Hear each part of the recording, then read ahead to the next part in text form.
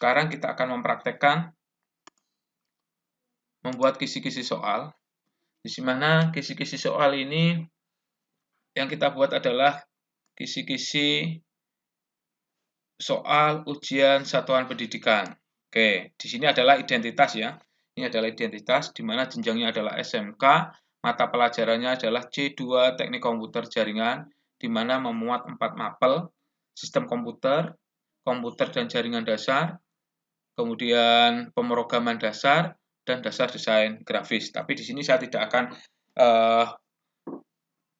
mencontohkan sebanyak 40 soal pilihan ganda. Oke, ini pilihan ganda aja. Kita buat pilihan ganda 40 soal. Kita hapus. Jadi nanti semuanya adalah pilihan ganda. Ini contoh ya, contoh. Ini matrik format dari kisi-kisi soal ini sudah sesuai dengan yang saya sampaikan di atas, sesuai dengan pedoman, yaitu di mana ada kompetensi dasar, kemudian ada materi, ada kelas atau semester, ada indikator soal, ada level kognitif, ada bentuk soal, dan nomor soal. Oke, yang pertama adalah kita akan membuat satu dari kompetensi dasar. Ya, ini kita ambil dari sistem komputer dulu. Jadi nanti kalau misalkan mapelnya seperti ada 4 seperti C2 ini, panjenengan harus bagi secara proporsional, di mana misalkan jamnya yang lebih banyak, misalkan kayak komputer dan jaringan dasar itu 5 jam, kemudian dasar desain grafis 3 jam, di struktur, ini porsinya harus seimbang, harus proporsional. Jadi komputer jaringan dasar ini soalnya akan lebih banyak daripada dasar desain grafis, karena di sini jamnya, apalagi di sistem komputer itu cuma 2 jam, jadi dia akan soalnya yang akan kita masukkan adalah lebih sedikit daripada mapel-mapel yang lainnya. Oke, kita contohkan di sini. Memahami sistem bilangan, ini adalah KD-nya. KD yang saya masukkan adalah KD 3.1, yaitu memahami sistem bilangan, desimal, biner, dan heksadesimal. Materinya adalah sistem bilangan. Kemudian kelasnya adalah kelas 10 semester 1. Oke, tapi kalau untuk yang USP ini misalkan dihilangkan juga nggak apa-apa kelasnya ini atau semesternya. Di sini juga dimasukkan juga nggak apa-apa. Nanti akan kita tahu kelas mana aja yang dipakai. Oke, otomatis kalau di sini kalau C2 itu semuanya adalah kelas 10, oke, kelas 10. Kemudian indikator soalnya adalah seperti ini. Ini adalah indikator soalnya. Bapak Ibu wajib membuat indikator soal seperti ini.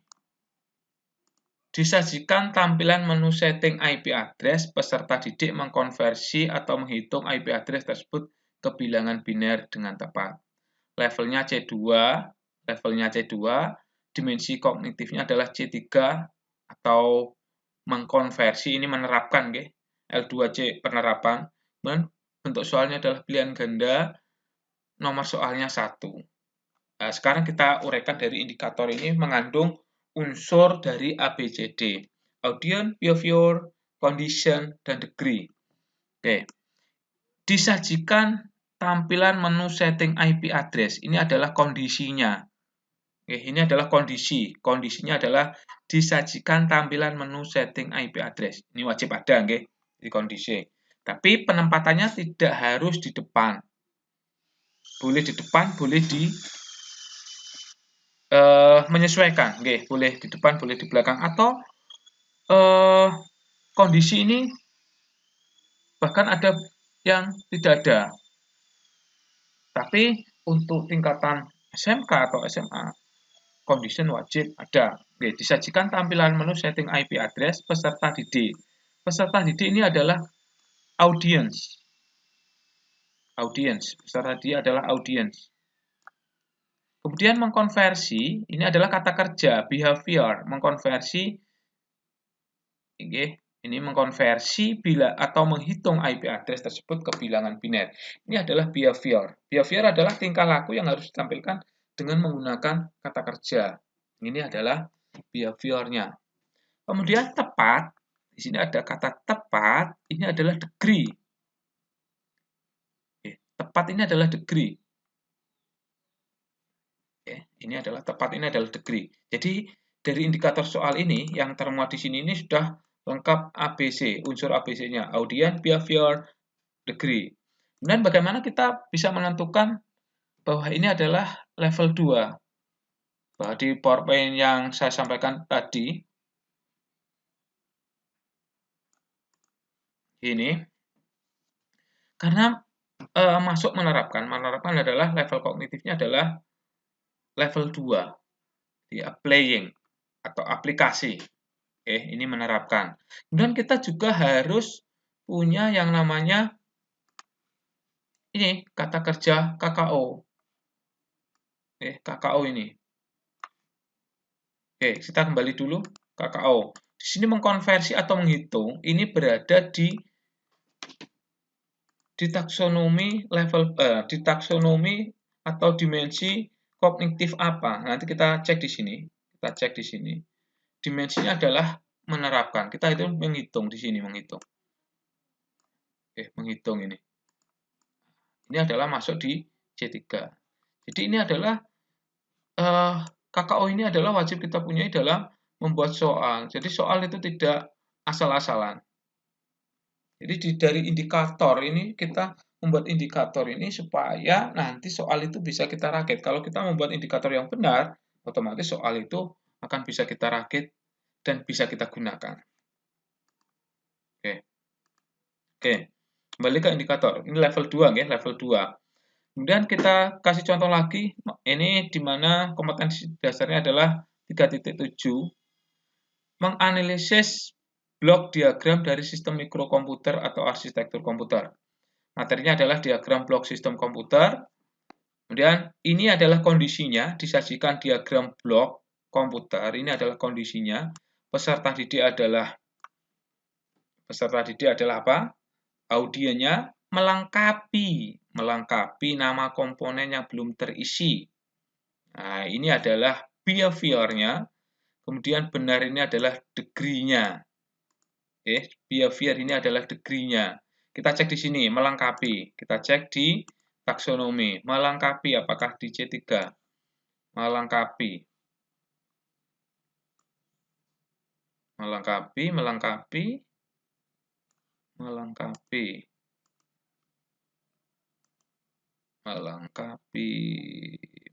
Ini, melengkapi. Nih, masuk taksonomi adalah di C3, okay? Melengkapi. Oke, jadi kita bisa menentukan level 2 C3 melengkapi. Oke, atau L2 melengkapi. Atau L2 penerapan. Oke, L2 penerapan artinya level 2. Kemudian kognitifnya adalah penerapan atau pengaplikasian. Oke. Kemudian yang terakhir, menerapkan alur. Contoh yang ketiga adalah kita menggunakan mapel pemrograman dasar, yaitu menggunakan KD 3.1, menerapkan alur logika pemrograman komputer. Oke, ini KD-nya, KD 3.1. Kemudian materinya adalah algoritma pemrograman. Indikator soalnya adalah disajikan sebuah permasalahan. Disajikan sebuah permasalahan. Ini ada apa? Adalah condition, peserta didik adalah audience, menguraikan kode program C++ untuk penyelesaian permasalahan tersebut. Ini adalah behavior-nya. Dan dengan tepat adalah degree-nya. Jadi, untuk membuat indikator ini harus dilengkapi dengan ABCD. Audience, condition, behavior, audience, behavior, condition, degree. Oke. Kemudian level kognitifnya adalah C3, L3, C4 lah. Ini kita cek dulu. L3 adalah level 3, kemudian dimensi kognitifnya adalah C4, menguraikan atau menganalisis. Oke, kita cek di sini, menguraikan itu apakah benar? Oke, menguraikan. Oke, ini adalah menguraikan. Oke. Oke, Bapak Ibu. Jadi kita sudah memberi 3 contoh kisi-kisi soal, di mana indikatornya sudah memuat 4 komponen, yaitu komponen A, komponen B, komponen C, dan komponen D. Komponen A adalah audience, komponen B-nya adalah behavior, komponen C-nya adalah condition, komponen D-nya adalah degree. Ini sudah semuanya kita sampaikan. Sekarang kita akan membuat dari kisi-kisi soal ini, kita akan membuat kartu soalnya. Oke, dari kisi-kisi soal akan kita bawa ke kartu soal. Oke, sekarang kartu soalnya adalah tampilannya seperti ini. Jenjangnya adalah pendidikannya adalah SMK, mata pelajarannya adalah C2 TKJ atau C2 Teknik Komputer dan Jaringan. Kemudian kelas 12, ini adalah kelas 12. Kenapa saya masukkan semester 2? Harusnya tidak semester 2 karena kita menggunakan soal untuk USP, hanya kelas 12 gitu aja. Kemudian bentuk soalnya adalah tertulis pilihan ganda. Penyusunnya adalah Muhammad Najimuddin, tahun pelajaran 2020-2021, kurikulumnya 2013 revisi. Kalau kita menggunakan kartu soal untuk analisis ulangan harian, maka kita akan berbeda lagi di sini. Nanti kelasnya disampaikan, kelasnya misalkan kelas 10 ya, kelas 10 kemudian semester 1. Oke, sekarang kita ke kartu soal, di mana kartu soal ini akan memuat hampir sama dengan kisi-kisi soal. Ada kompetensi dasar, ada materi, ada indikator soal. Kemudian ada nomor soal. Bedanya dengan kisi-kisi soal, di sini ada soalnya, kemudian ada kunci jawaban, dan ada sumbernya. Oke, kita akan mengambil satu soal dari kisi-kisi soal nomor 1, yaitu memahami sistem bilangan desimal, biner, heksadesimal. Oke, di sini dijelaskan bahwa di indikator adalah disajikan tampilan menu setting IP address. Disajikan tampilan menu setting IP address. Oke, di soalnya seperti ini.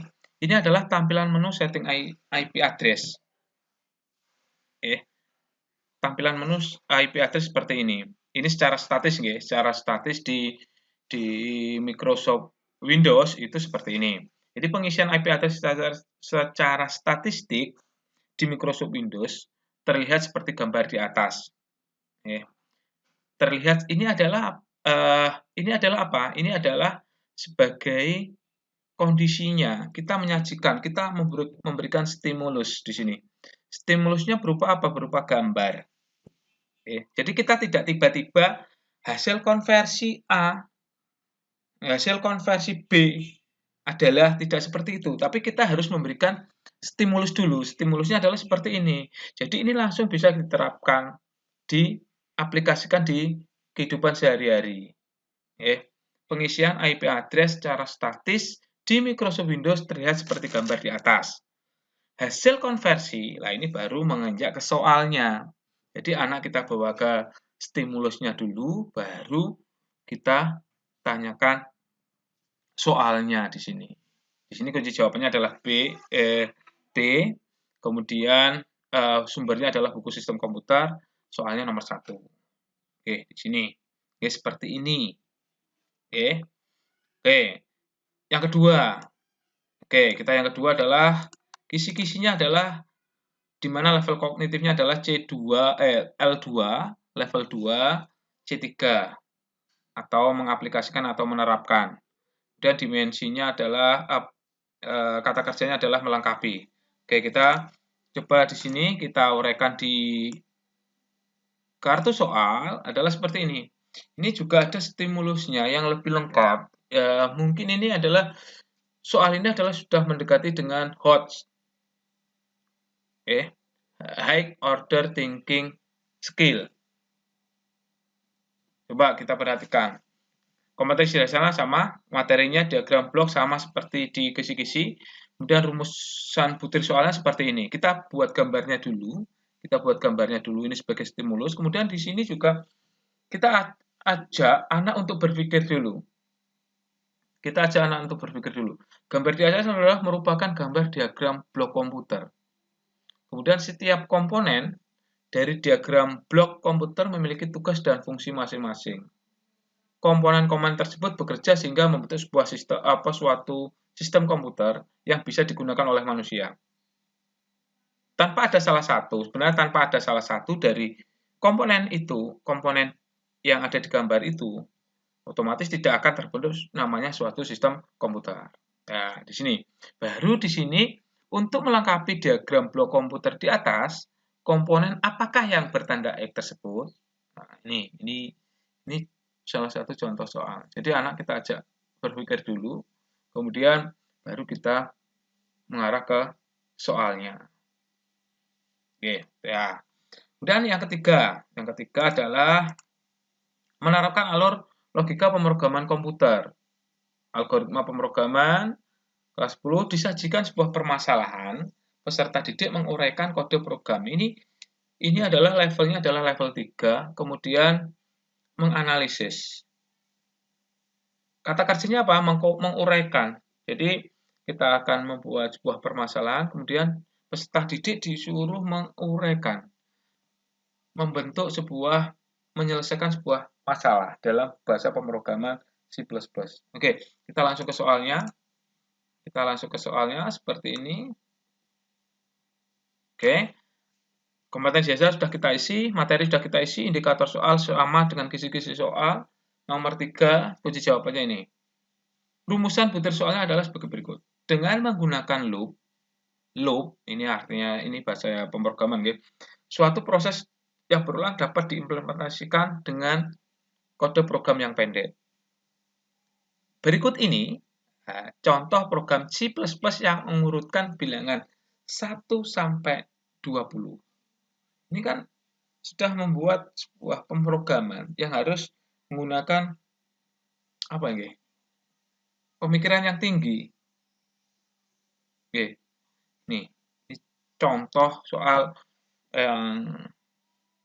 yang apa ya? Yang saya kira ini adalah high order thinking skill. Oke. Jadi dari 3 soal yang saya contohkan tadi, ada 2 yang menggunakan high order thinking skill. Yang nomor 1 adalah menggunakan low ya. Lower order thinking skill. Oke, demikian tutorial bagaimana membuat kisi-kisi soal yang benar, bagaimana membuat kartu soal yang benar. Kemudian nanti insya Allah akan saya lanjutkan bagaimana kita akan menganalisis ulangan harian, ulangan semester dengan untuk melengkapi dari kartu soal maupun kisi-kisi soal yang sudah saya sampaikan di atas. Saya kira cukup apa yang bisa saya sampaikan. Saya mohon maaf yang sebesar-besarnya apabila penyampaian saya di sini kurang tepat menurut Bapak Ibu semuanya. Saya kira assalamualaikum warahmatullahi wabarakatuh.